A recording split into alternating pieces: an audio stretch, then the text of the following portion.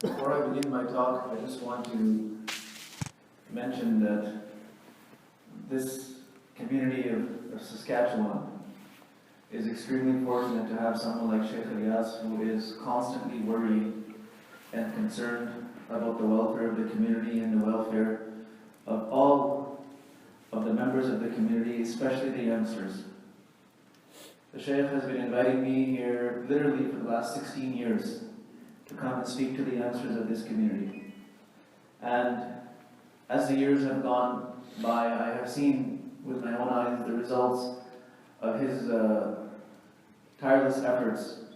And by the grace of Allah subhanahu wa ta'ala and by the efforts of the Shaykh, many youngsters have been protected and preserved in this environment.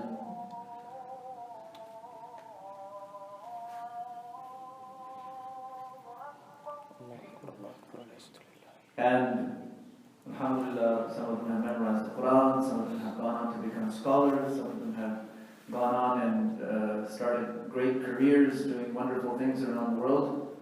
And this is, of course, the result when you have someone who is knowledgeable and devoted to the community.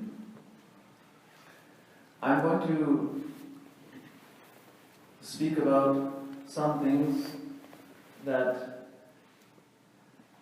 you may have heard about, some things that you may not have heard about. But before I talk, I want to clarify a couple of things. The subject matter is sensitive, there's no doubt about it. But it is time that this subject needs to be spoken about openly.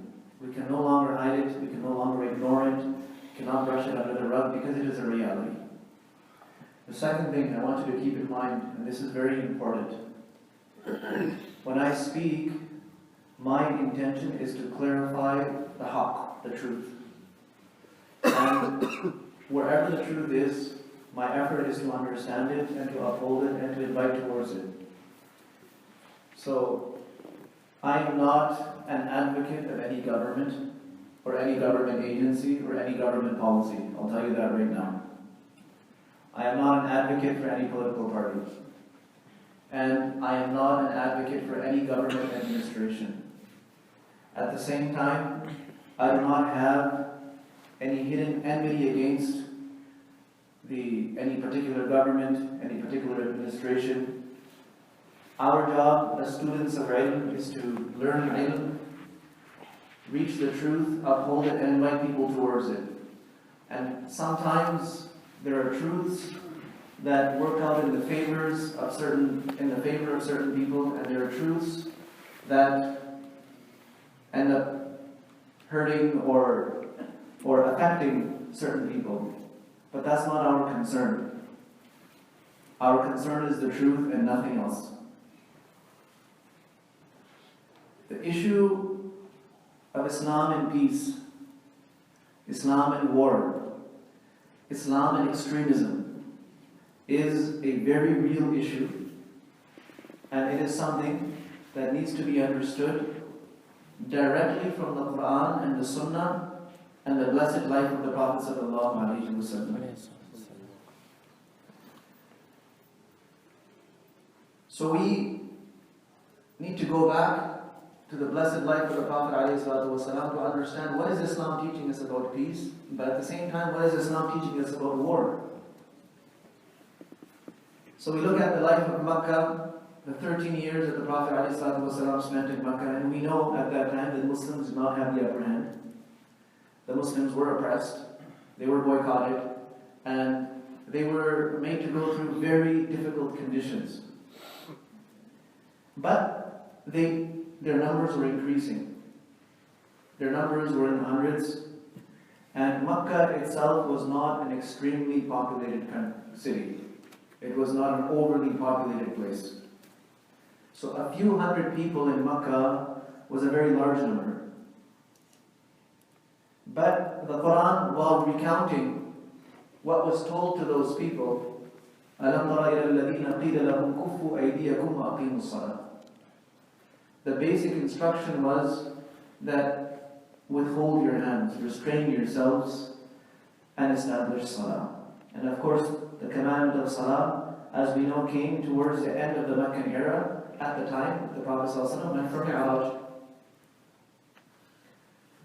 So this is towards the end of the Meccan era where the numbers have increased substantially. And undergoing various forms of persecution, various forms of mistreatment and torture.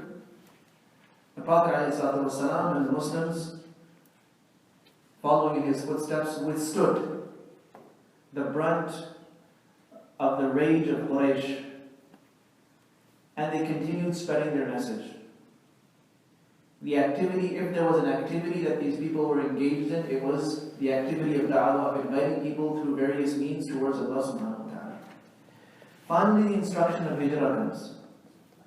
The Prophet ﷺ migrates to Medina, and prior to migrating to Medina, he has been receiving guests, he has been receiving people who are coming for Hajj, and they're interested in what he has to say, so he meets them in the mountain paths. The mountain paths in the mountains that separate Mina from Makkah. Anyone who's been to Mina knows that Mina is a valley, and you'll see mountains all around it. In those mountain paths, the Prophet ﷺ used to have secret meetings with these people and teach them about the oneness of Allah, invite them towards Allah subhanahu wa ta'ala. And this is where the bay'ah, the pledge of Al-Aqaba, the first pledge of Aqaba took place, and the year after that, the second pledge of Aqaba took place. And now you have about 70 people, 80 people that have accepted Islam, and they are appealing to the Prophet ﷺ to please send someone to us who can teach us our deen. So the Prophet ﷺ, from amongst all the Sahaba, selects Mus'ab ibn Umayr radiallahu anhu, who goes by himself and starts working on the people and teaching the people, and he is teaching the Muslims about their deen and inviting the non-Muslims towards Islam, and he is just sleeping in people's yards, basically, and gardens, and just doing a lot of sacrifice. But through the efforts of that young man, over 1,000 people accepted Islam in Medina. These people are whom we know today as the Ansar. These are the ones who, when the Prophet ﷺ migrated, received him. And the effort of Mus'ab ibn Umayr radiallahu anhu, and the effort made by those people is beautifully described in the Quran. وَالَّذِينَ تَبَوَّأُوا الدَّارَ وَالْإِيمَانَ مِنْ قَبْلِهِمْ يُحِبُّونَ مَنْ هَاجَرَ إِلَيْهِمْ. The effect of the effort of Mus'ab ibn Umayr is that Medina as a city politically was prepared, and from a faith perspective it was prepared before anyone migrated. And they had this love and desire for those who were about to migrate. وَلَا يَجِدُونَ فِي صُدُورِهِمْ حَاجَةً مِمَّا أُوتُوا وَيُؤْثِرُونَ عَلَىٰ أَنفُسِهِمْ وَلَوْ كَانَ بِهِمْ خَصَاصَةٌ. And they had reached such a level of self-sacrifice and generosity that they were ready to share everything that they had with those that were coming. This was the result of the effort of Mus'ab ibn Umayr radiallahu anhu. The Prophet ﷺ migrates, and Medina is welcoming him with open arms. Just before this, a man by the name of Abdullah ibn Ubay ibn Salul was about to be crowned as the chief of Medina. And he had a great deal of political pull and clout. And all of this effort was disturbed and interrupted by the migration of Rasulullah ﷺ and the Sahaba. So much so that as the Prophet ﷺ was moving from Quba, where he stopped first, into the center of the city, and all the tribes, one by one, were coming up to him and holding the rein of his camel and begging him, please stay with us. And every one of those tribes was saying, "O Prophet of Allah, we have more people, we're the largest tribe." Someone says, "We have the most amount of sheep." Someone says, "We are the wealthiest." Someone says, "We are the most courageous." Every one of them is trying to promote themselves to convince the Prophet ﷺ to stay. And every one of them comes and holds the rope of his camel, and he said, the Prophet ﷺ would make dua for them, "May Allah give you barakah, may Allah bless you, may Allah be pleased with you, but please let go of the camel, it knows where to go." And he is very gently, politely declining these invitations and these requests. until he passes by Abdullah ibn Ubay. He ﷺ knows everything that is going on. So he says to him, Nabi ﷺ says to him, Abdullah, what do you think? What if we stop in your neighborhood? Everyone else is requesting the Prophet ﷺ. And here the Prophet ﷺ asks him, he says, tell the people that called you here to host you. That's how he replies. So the Prophet ﷺ is being, what you could say, he's being wise in his approach. He knows that this man is very upset that he is here. He's trying to keep him close to him. And at the same time, that man is clarifying his position for everyone that's around, that he does not like the fact that Nabi Sallallahu Alaihi Wasallam is here. Khair, and the rest of the story goes on. One of the first things that the Prophet ﷺ does in Medina is, because he is the de facto leader and the ruler of the state of Medina, he is agreed upon as the one who is going to govern everyone. He forms an agreement, a treaty, that becomes what is known as, what is referred to as the first official constitution in the world. The Constitution of Medina. And this constitution was written solely for the sake of protecting the interests of Medina as a state. And this constitution was blind to people's faiths and ethnicities. Because at that time in Medina, you had a large number of Muslims. You had people who were still following the religions of their forefathers, the Mushrikeen of Arabs. You had a large number of Jews. You had at least 3 tribes of Jews. And you had some Christians there. So you have essentially a multi-faith community. So he, alayhi salatu wasalam, stipulates some conditions that everyone must sign off on. Amongst those, the first is that the protection of Allah is a right of every resident of Medina. The protection of Allah. In other words, everyone is entitled to live in a safe environment, free of fear and free of harm. The second thing is that all of the communities of Medina pledge to protect and stand up for Medina. And all of them agree that no one is going to make ties and allegiances with those people who want to destroy Medina. You must agree to this. And if Medina is ever attacked, then all the citizens of Medina will rise and protect Medina from those attackers. And within that constitution, it was also mentioned that if the Muslims on a religious basis get involved in some kind of a skirmish, in some kind of a battle, on religious grounds, no follower of any other religion is required to take part in that battle. Very clearly laying out of what the environment of Medina is going to be like. Everyone is entitled to the same rights, same privileges, everyone is looking out for each other. And like this, the life of the Prophet ﷺ starts in Medina. So Medina is a place of peace. It is a place of ethnic diversity. But it is a place where everyone is able to get along.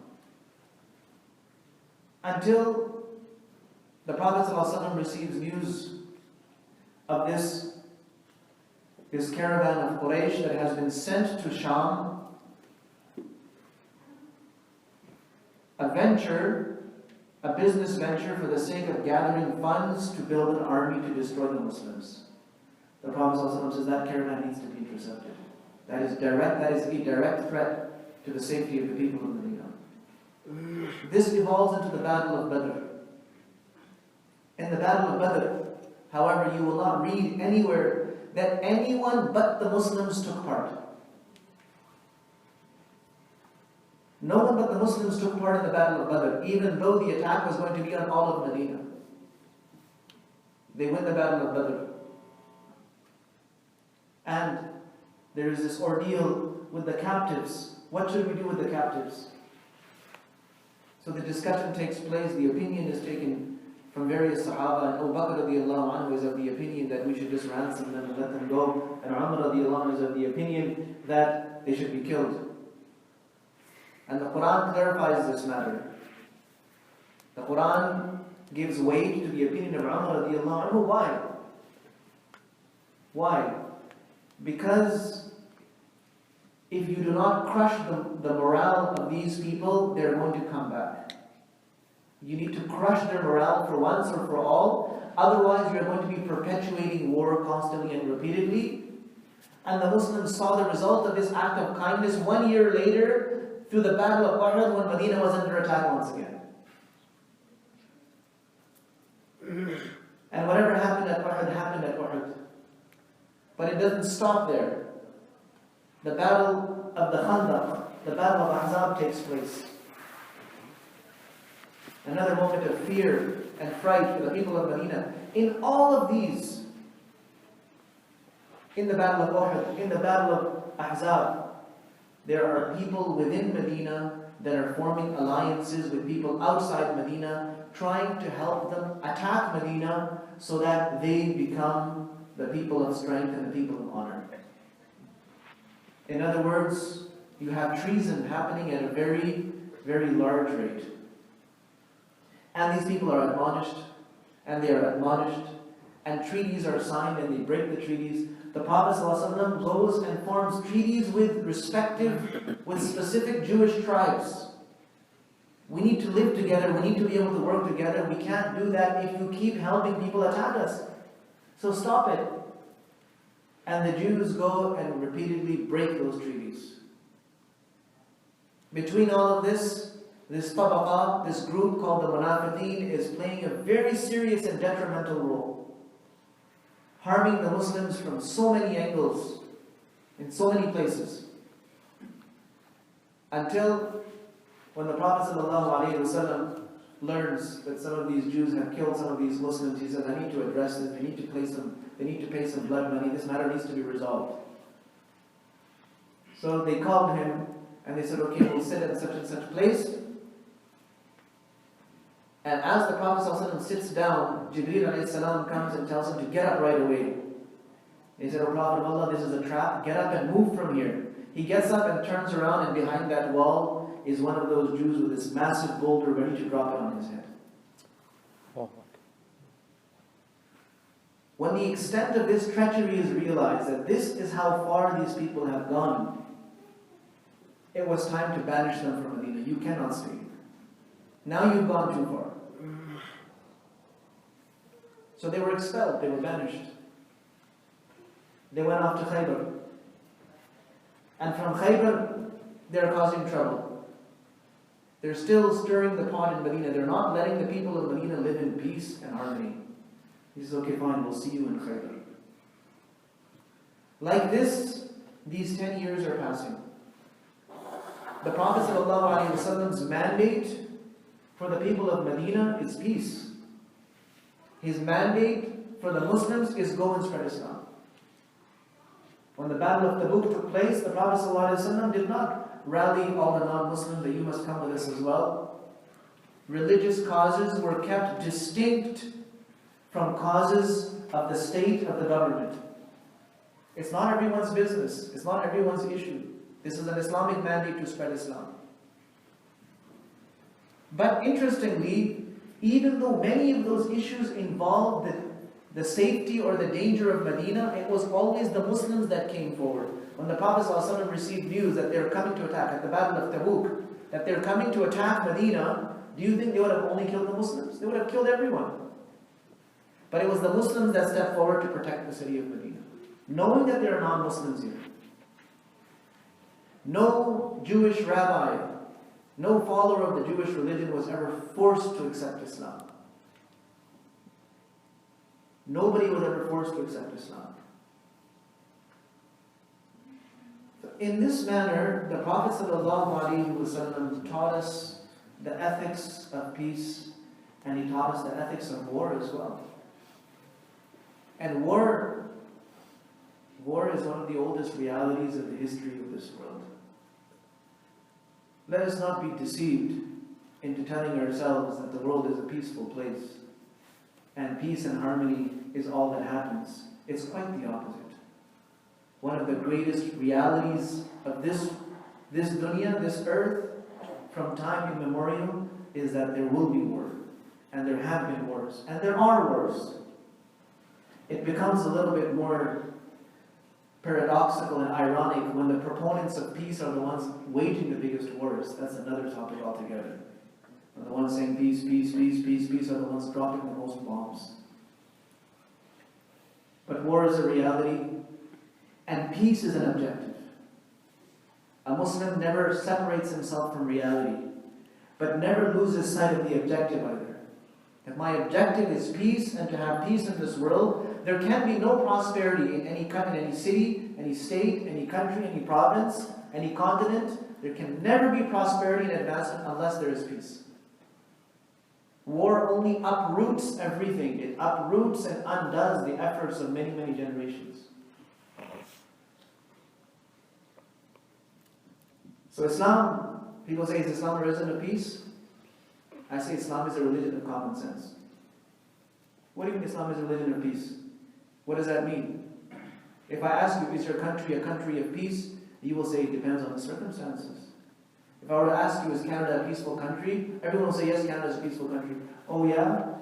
Then what's it doing dropping bombs? Oh no, we're doing that to get rid of the bad people. Do you have an army? Yes. Do you have one? Once I was getting off at Edmonton Airport. And this gentleman comes up to me and he says, sir, so you're one of those Muslims, right? I'm like, yeah. He's like, that's a pretty violent religion, isn't it? You guys do all that jihad stuff. And I just looked at him. And he said, yeah, well, the Quran starts out with mention of killing. And I said, no, it doesn't start out with mention of killing. He said, but it is a violent religion, right? It does preach war, right?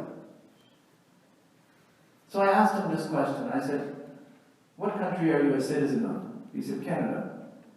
I said, is Canada a peaceful country? He said, yeah. I said, does it have an army? He said, yeah. I said, does that army have weapons also? Do they have tanks and missiles? I said, yeah.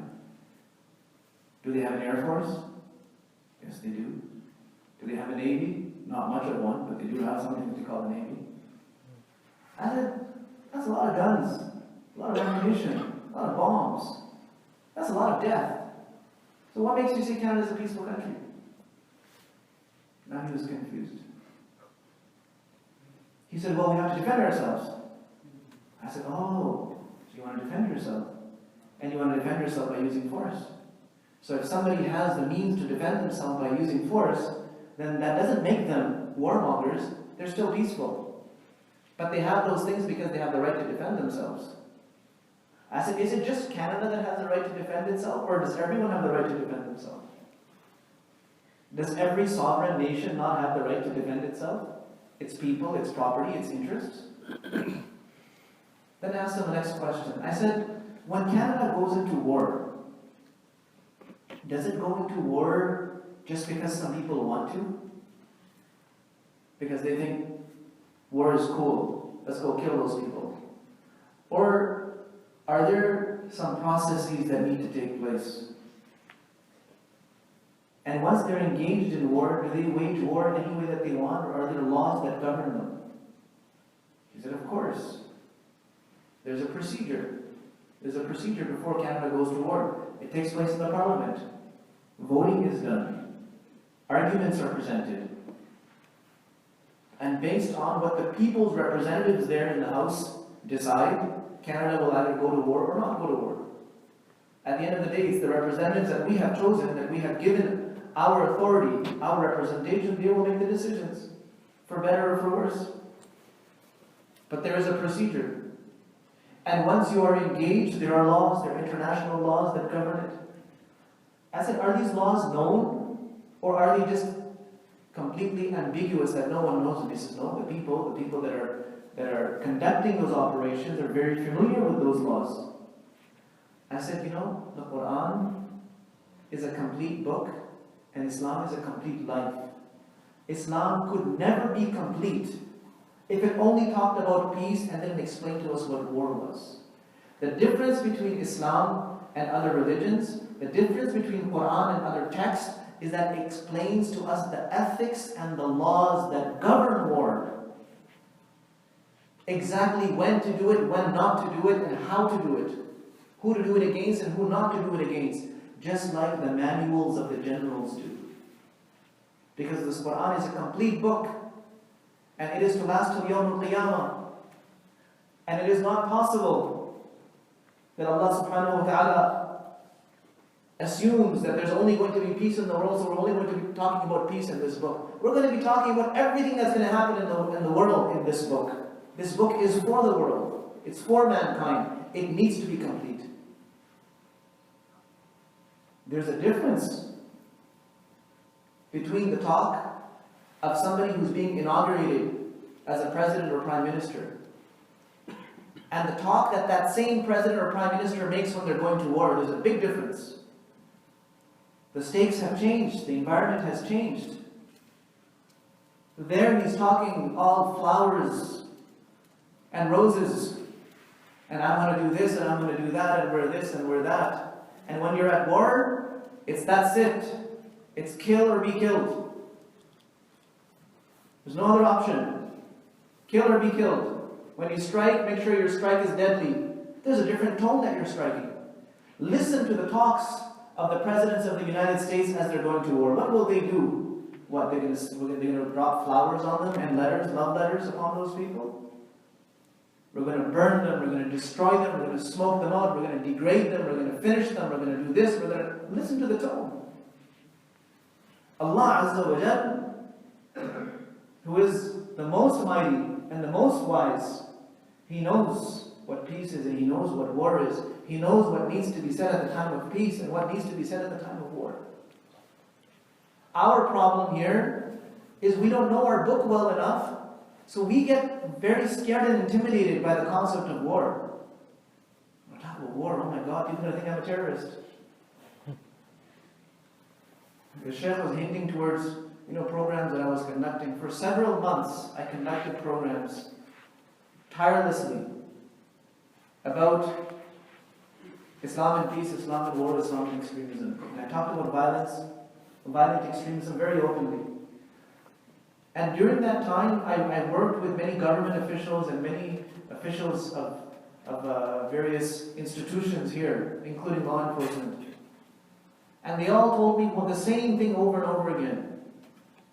If you do not explain to people what jihad is, there are others that are willing to explain.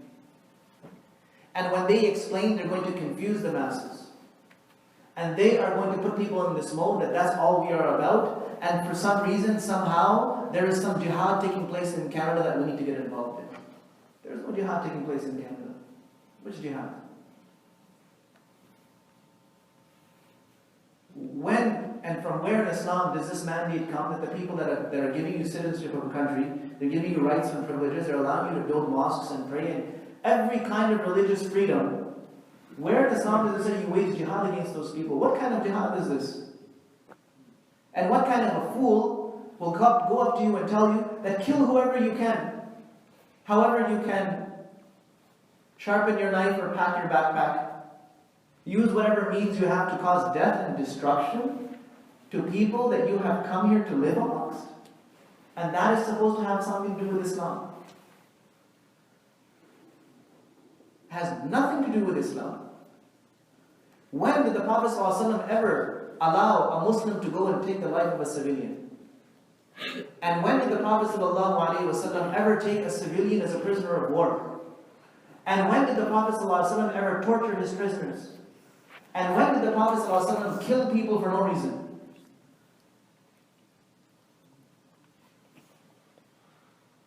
The problem in the Middle East today is an extremely complicated and sophisticated problem. It is extremely complicated.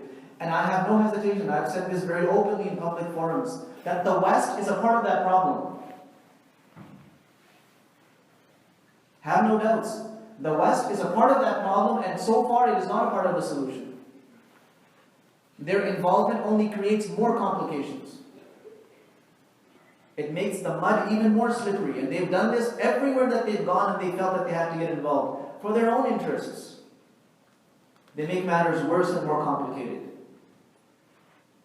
They burned Iraq down once, they destroyed it, then they did it again, and now they're doing it for the third time. I do not protect or stand for government policies and foreign policies that include wiping out hundreds of thousands of Muslims. I will never stand up for those policies. And I will never advocate the use of force in that way, so blindly, that results in nothing but more doom and more destruction. But as Muslims, we have to use some common sense, and we have to have some knowledge. An organization that prides itself on just killing people, beginning with Muslims, and builds what they call a government or a state on the blood of mostly Muslims. How can that city or state or country be authenticated by the rest of the Muslim world?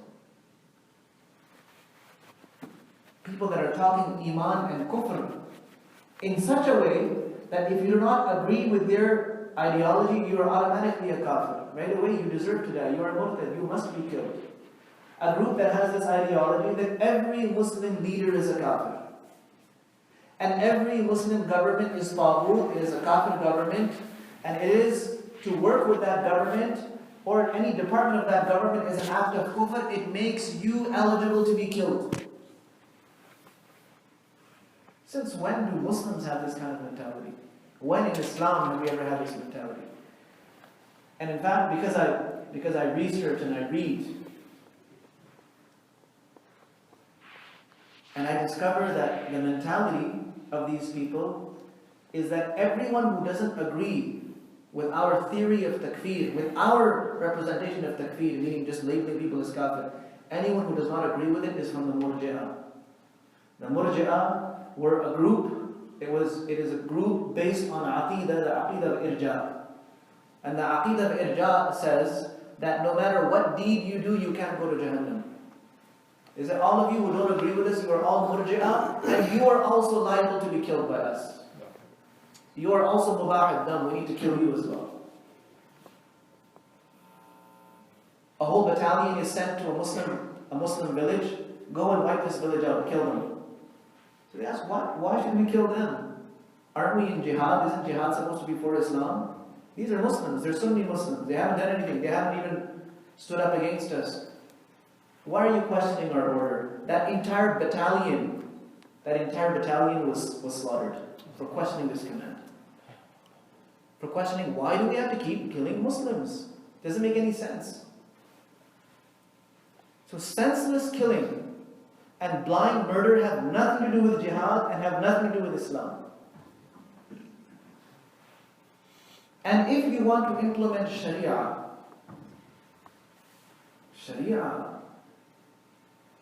is the law of Allah. It is a very high thing, it is a very noble thing. If you want to implement a system based on Sharia, then you will need the best scholars of today from around the Muslim world to create those systems for you. Where are your ulama? Where are your fuqaha? Where are your muhaddithin? Where are your mufassirin?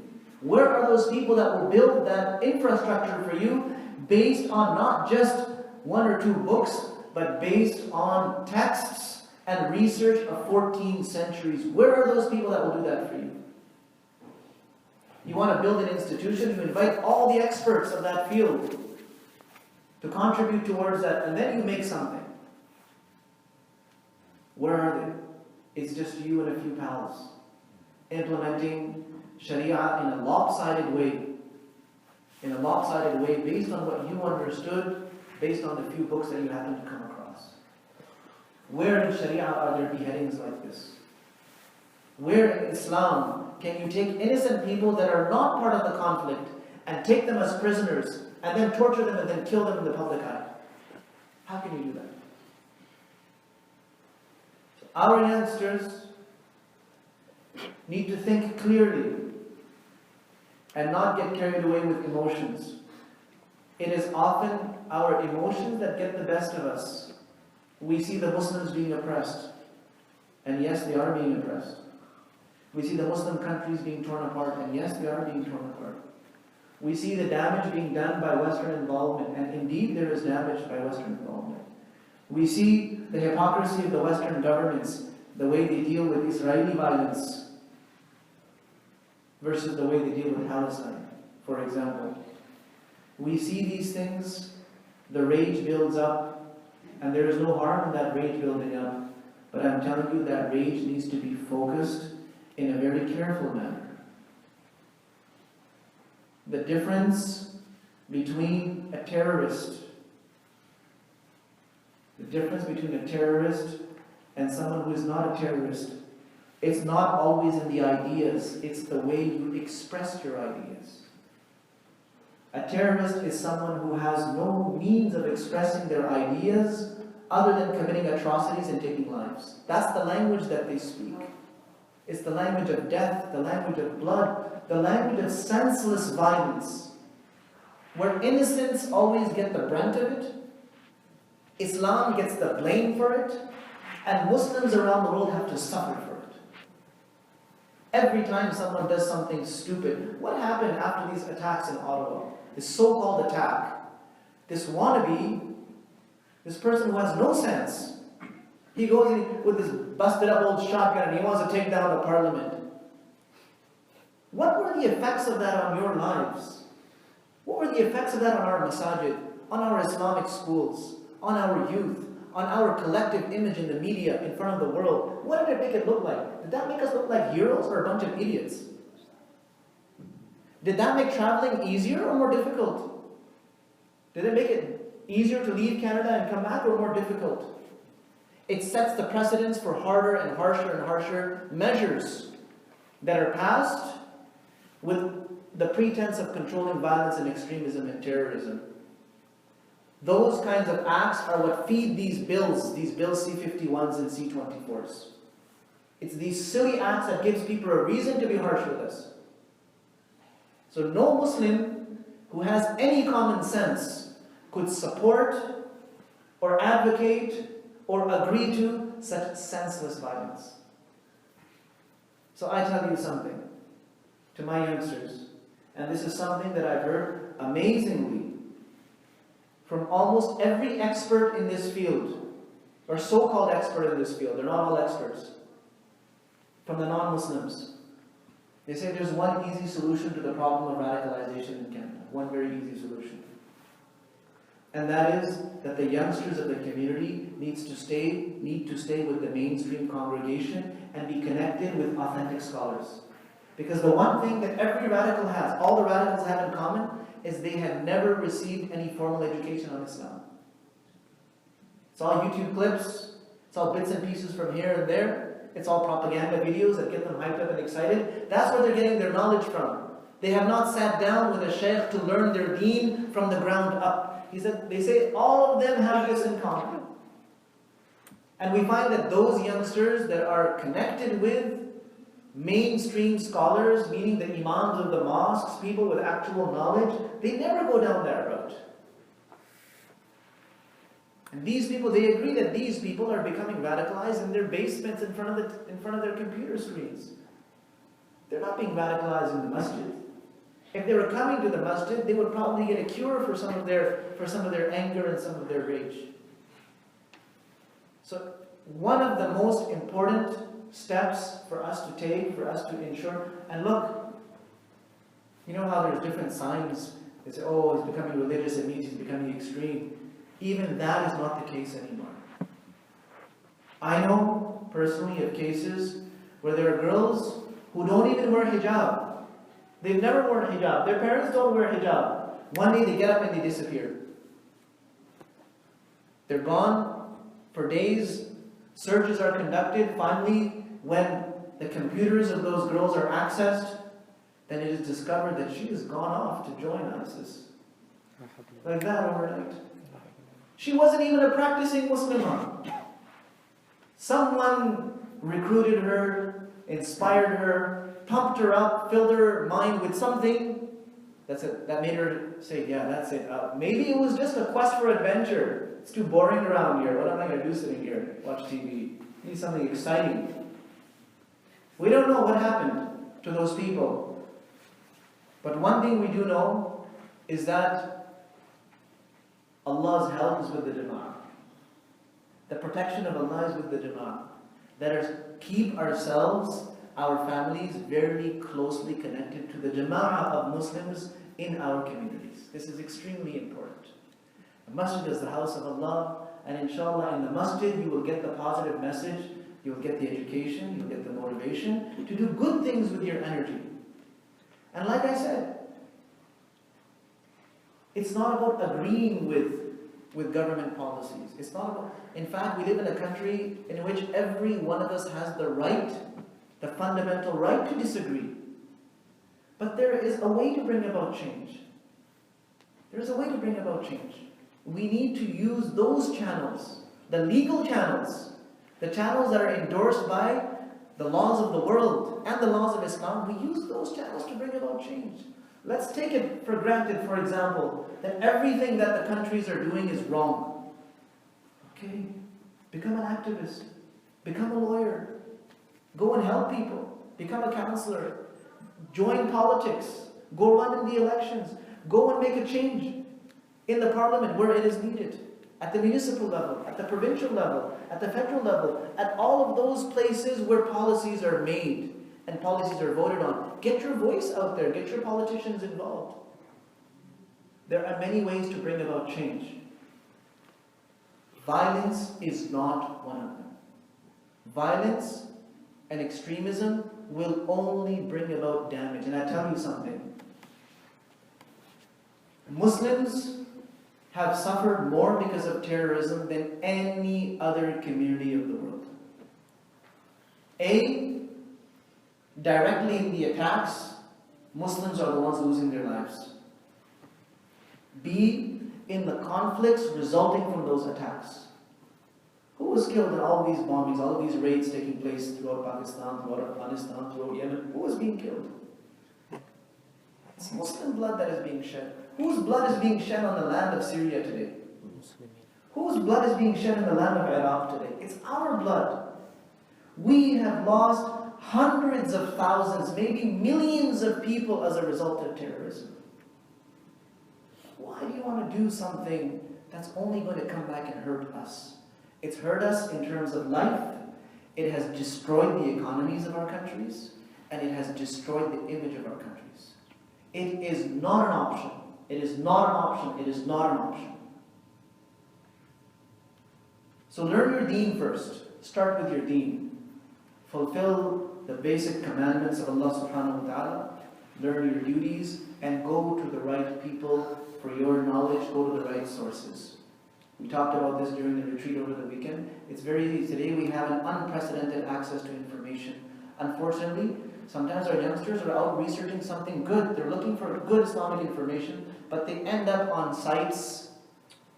They end up with links that are passed to them through social media. They start exploring those links. There's something very juicy, very crazy, very exciting on it, and then it takes them down this very slippery path. The next thing you know, they have this mentality. It happens with a lot of people. So the solution to that is to go to actual people who have knowledge of deen. And like I said, you have the right to differ in your opinion. You have the right to disagree. But you do not have the right to resort to crime. You do not have the right to take human lives and put them in danger. You do not have that right. None of us does. So may Allah subhanahu wa ta'ala give us the understanding of our deen. And may Allah subhanahu wa ta'ala enable us all to do such acts and activities that will make us better Muslims and that will contribute to the spreading and establishment of Islam. And may Allah subhanahu wa ta'ala save us and protect us from those activities that will ruin our iman or result in damage happening to Islam and the Muslims. Wa akhiru da'wana alhamdulillahi rabbil alameen. Wa sallallahu wa sallam wa baraka ala nabiyyina Muhammad wa ala alihi wa sahbihi ajma'in. Assalamu alaikum.